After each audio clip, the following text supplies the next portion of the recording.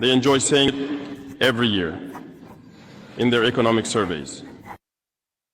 Burkina Faso is the poorest country, Mali is the poorest country, Niger is the poorest country. We are ranked among the last.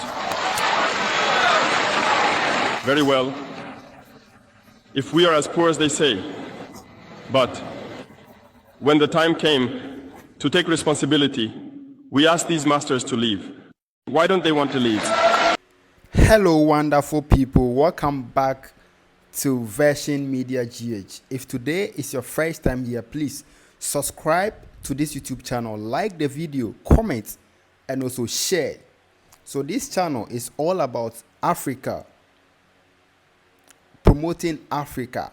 So Captain Ibrahim Traore, do you know that yesterday, 30th April, was the day that the whole world stood up to demonstrate against anybody who is trying to or attempting to assassinate or control Captain Ibrahim Traore and the people of Burkina Faso.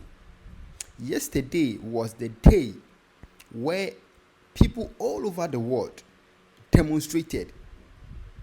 Not only, Burkinabe people.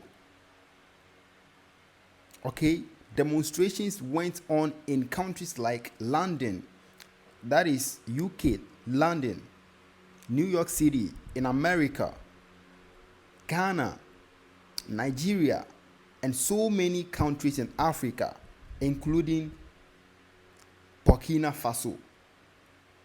It was massive demonstration against US and France.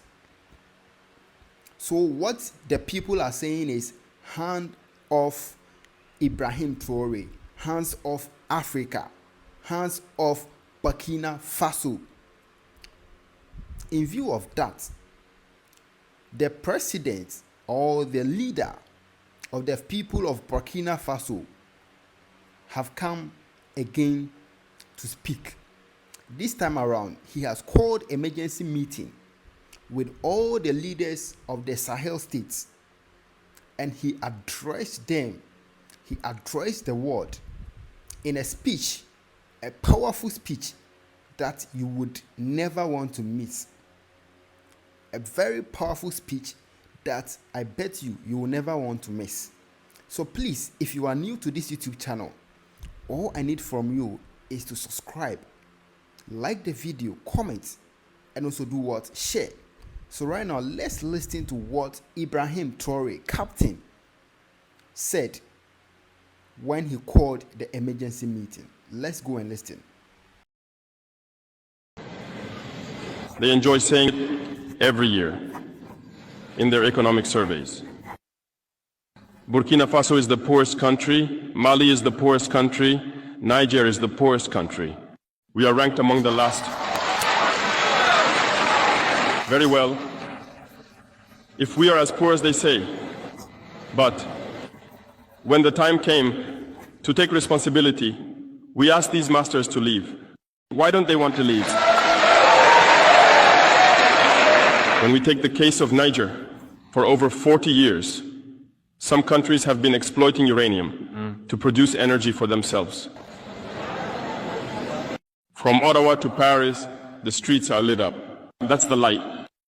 But in Niger, it's darkness that is served to us.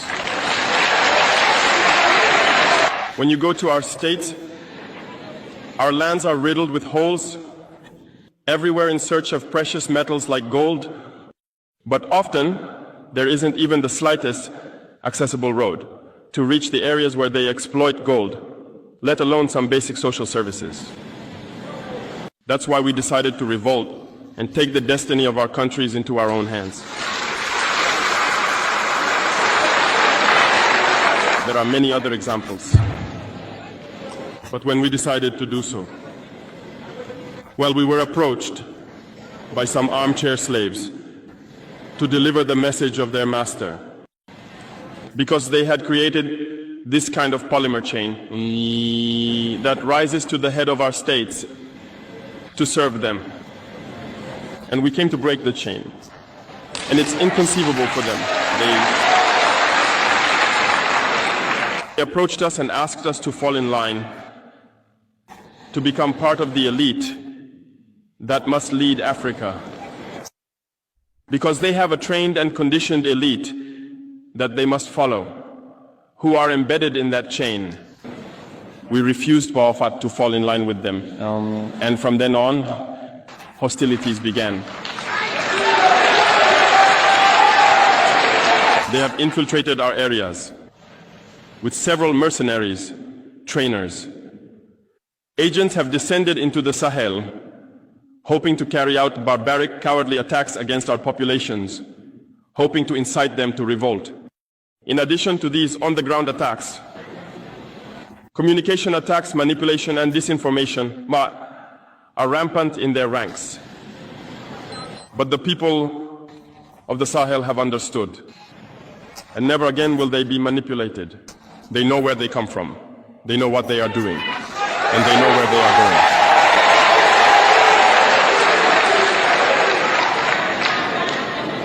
We will no longer allow this. People are awake and fighting today, not for ourselves, but for future generations. And thank you all for the fight that is being waged.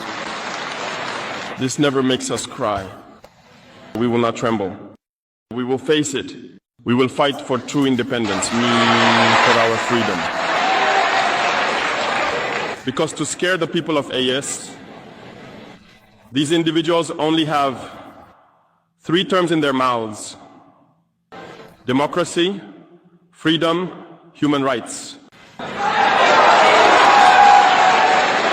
Of course, their local lackeys are only elected in a democratic, free and transparent process, according to them, their values.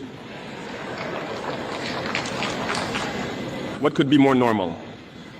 That they want to impose this on us, because they are the ones who set the rules. Very well, we have decided to take responsibility for ourselves. That's why on July 26, 2023, when Niger decided to turn the page, the armchair slaves and their masters got on their high horses. They put their local lackeys forward and decided to wage a war against the Nigerian people. So we said, anyone who dares to attack Niger will face us, because we will wage a relentless war to the last drop of blood against anyone who dares to attack our states. This statement, this decision we made yesterday is relevant today and will be relevant tomorrow and forever. Thus, the AES was born on September 16th, 2023, within a framework of mutual defense.